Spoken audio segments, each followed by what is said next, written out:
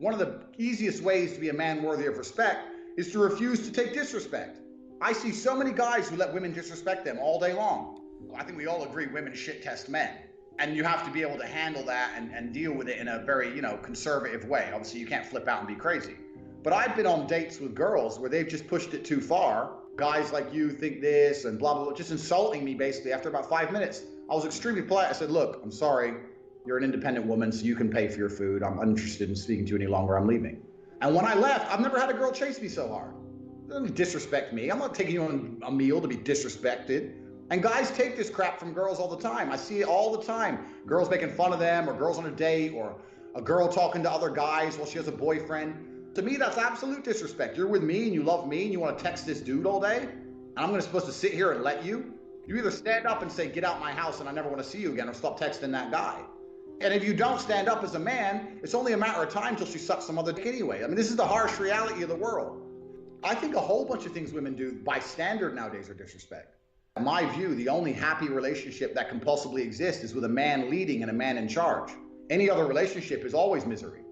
If you're laying in bed with your girlfriend and someone breaks in the house, who has to go downstairs and risk their life to defend the other? So if I ask you for a cup of coffee at dinner and you want to complain, so I have to risk my life. Someone tries to rape you on the street, I'm the one who's going to die protecting your honor, but you have a problem making a cup of coffee? Then if I said to my girl, can you make me a cup of coffee? And she said no, I just find it extremely disrespectful. I'd say, okay, well, you're not going to make me a cup of coffee. I don't see the point in this relationship. This is the thing. Responsibility and authority are linked. If you're responsible for someone or something, you have authority over someone or something. If you're responsible for, let's take a child, you're responsible for that child's safety. You have the authority to tell that child not to put his finger in the plug socket. Captain of a ship has responsibility for that ship. So he has authority over everything on the ship, because if the ship sinks, it's his fault. So if I have responsibility over a woman, I have to make sure she's taken care of, her physical needs are met. If she has financial needs, they're met. I'm her rock if she gets upset. I have no problem being responsible. My problem is if I'm responsible without the authority I deserve. So if a captain is responsible for the ship, but all the shipmates told him to fuck off and didn't listen to him, how can he possibly do his job? If I'm responsible for the girl in the relationship, then I deserve the authority that comes with it. I'll make sure you're fine. I'll take care of you. I'll keep you safe. I'll protect you. But if I want a cup of coffee, I expect you to make me a cup of coffee. If you're in a relationship where you have all the responsibility, but no authority at all, then what's the point? What are you adopting it for? What are you adopting the responsibility for? And this is what a lot of women try and get out of their men. They want their man to be responsible for them and all their problems, but they don't want to listen to anything. I'm not going to be responsible for anything without authority. If a girl won't listen to me, I don't consider myself responsible for her. And therefore, she can piss off and go be a hoe. Responsibility and authority are absolutely linked. And that link has been broken. And that's why a lot of men are in relationships they don't understand. I have guy after guy message me saying, I don't know what to do. My girlfriend's talking to this guy. He's her friend since school. I'm like, bro, you better tell her to get out the house or stop talking to that guy. He's like, oh, but she might leave. If she chooses to text another guy over live with you, how long is it till she fucks him? And maybe because I'm so black and white with it, people think my advice won't work. But I say, look, maybe she walks out the door and you just saved yourself a whole bunch of time, because it was sooner or later, that's all she was going to do anyway. Like I said, I've been doing this a long time. Same thing with the cam girls. As soon as they wouldn't listen to me about something, then they had to go. Because I don't think a relationship can work any other way without a clear leader. Name a corporation where everyone has the exact same stake. Name something that functions and works 50-50. There's always a chain of command. And if the woman's in charge, she's going to resent you. So that by default means it has to be the man. So you have to make her respect you and take charge of the relationship and keep things under control. That's my view of it anyway. You make women respect you by being a person who's worthy of respect, the same way you make a man respect you. If society respects you, females will respect you by an extension. And there's lots of ways you can do that. Obviously, having money helps with that. Having a good job helps with that. Having a nice apartment, nice car obviously helps with that. Being in good shape helps with that. Being smart, being witty, all these things help. But this is the reality of life as a man, is that you have to build your value. I got girls because I became a kickboxing world champion. That's thousands of hours in the gym. I had to do it myself, so you have to build it as a man. This is just the unfortunate reality. If you're not prepared to do any work at all, you're gonna suffer. You can't hack having a personality. You can't trick a girl into thinking you're something you're not. If you want a woman to really respect you, then be a man worthy of respect. Women are the prize, effectively. Sexual access or access to sexuality has always been a prize for men that effectively had to be earned. You had to go to war and come back with a valor star, or you had to be a king or something to get access to sexuality. So women were the prize. Women are a fantastic mirror, and how women treat you tell you a lot about yourself, because women are ruthless. If they don't see value in you, or if they don't see value they can extract from you, you're invisible to them. You know, you can go to a nice restaurant with a girl and you can say, how many men are in here? And she'll say, 3 or 4. And she'll ignore every waiter. If they can't get something from you, you're invisible. So how women treat you in general is a good mark for how much value you openly exude. People think that beautiful women are really bitchy and rude. No, they're not. They're actually very nice and soft and sweet. They're actually quite shy and insecure if you're that guy. They don't even want to bother having a conversation on any level because you don't exude enough value. So women are a mirror. They'll tell you everything you need to know about yourself. And you should pay attention to it and you should change it. There's this idea that if you go to Eastern Europe, it's this haven of beautiful girls and they're all so nice and submissive. Let me make it very clear, that's complete bullshit. Firstly, Eastern Europe is really not that poor. I live in Romania. There's a Lambo garage 2 miles from my house. You go to the club, it's full of people popping 20 grand in champagne. Now, there's plenty of money here, so girls can find money.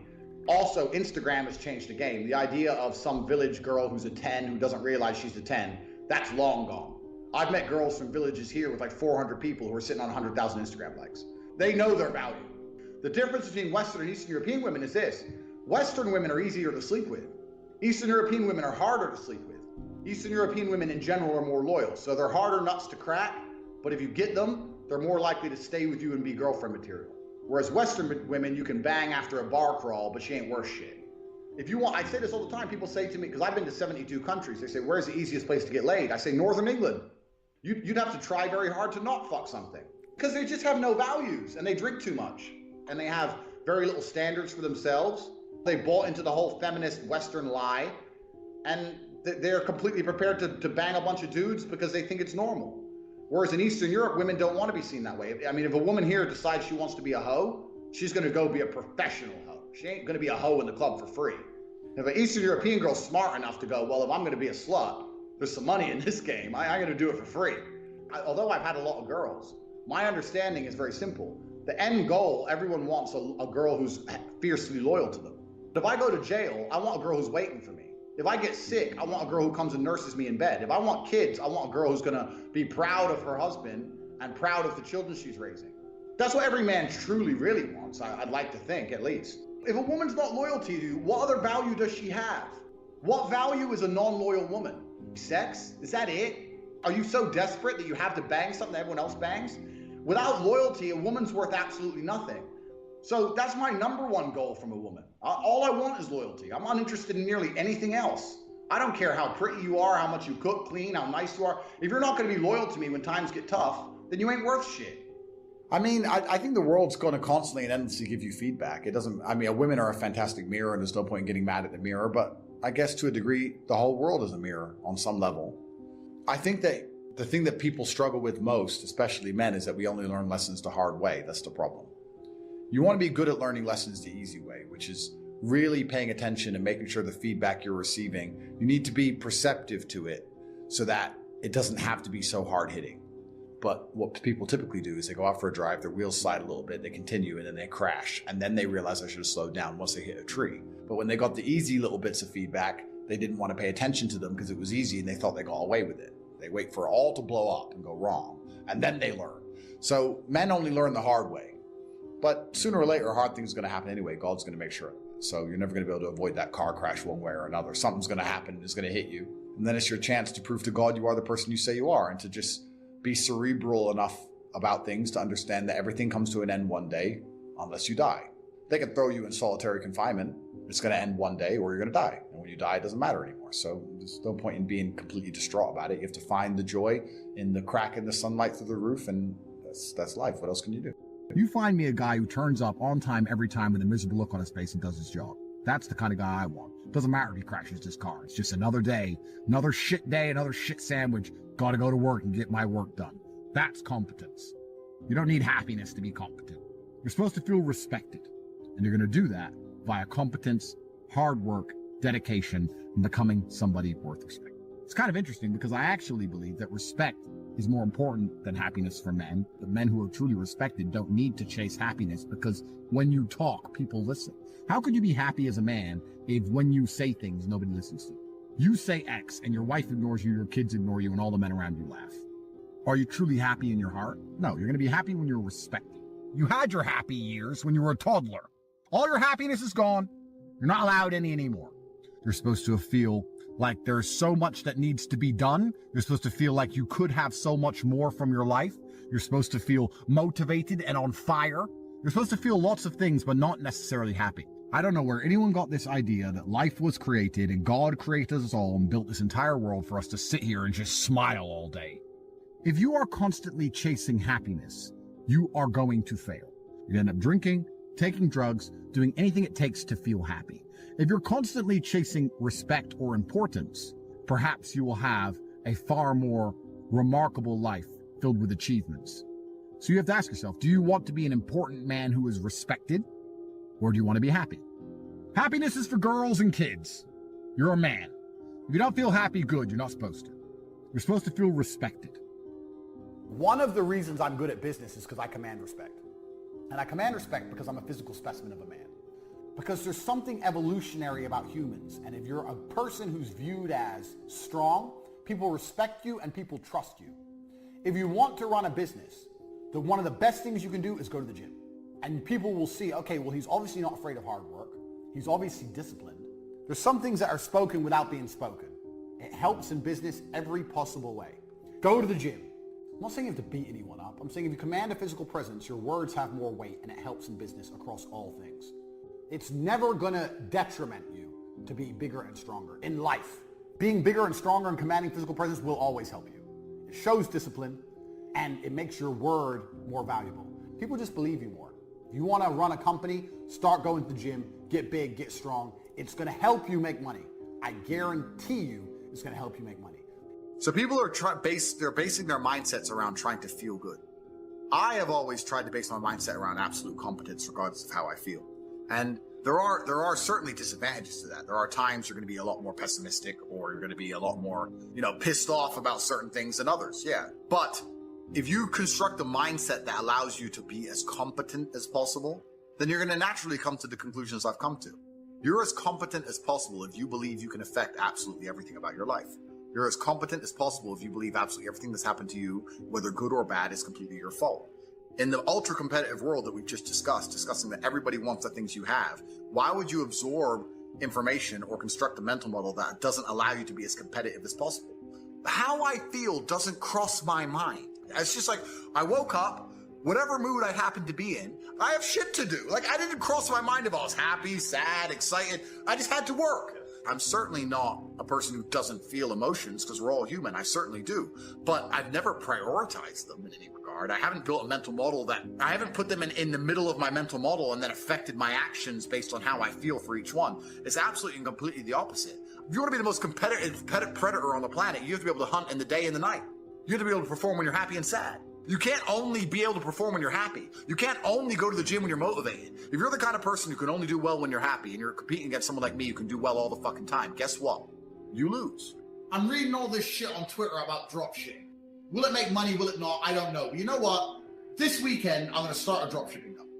And then you're like, okay, well, I've said it now, so I have to do it. Saturday comes around. Even if you don't want to do it, even if you're not in the mood, whatever. But because you found the motivation to previously say it, I'm not full of shit. I mean what I said. By the end of play Saturday, you might have a dropshipping company, or you'll at least know more. You might be making $100 a day. Who knows? It might change your life. If I say to Tristan, yeah, I'm going to go on that train. I'm going to train 5 hours.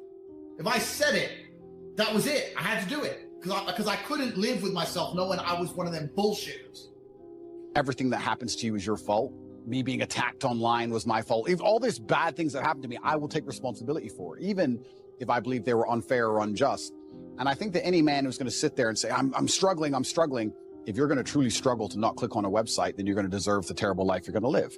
The devil or the matrix or whatever you want to call them are going to fill your life with temptations. And if you're going to continue to fall for them, then you're going to have to suffer the consequences of that. But to me, what's even more upsetting is that these men don't have enough fortitude and enough mental strength to wake up and say, I'm better than that. How can you resist a slave mind if you have no physicality, you have no willpower, no ability to mentally resist anything? Well, then what you're going to end up doing, you're going to end up eating the bugs and watching the porn and sitting in front of your computer. And that's what they want from the people. People come at me with the porn problem, and I say, that's because you have nothing else in your life in order. If you were in good physical condition, and you had the money you were supposed to have, and you had the mentality you were supposed to have, you wouldn't need it. When men truly wake up and decide to be the best versions of themselves, they're hard to control because all these control mechanisms fall by the wayside. They don't want the porn anymore. They don't want the antidepressants anymore. And now you have a whole bunch of men who actually want truth and honor and respect, and they want to live for something. They're going to want to be brave. They're going to want to do the right thing, regardless of how dangerous it may be for their own personal circumstance. And that sounds like a difficult population to enslave.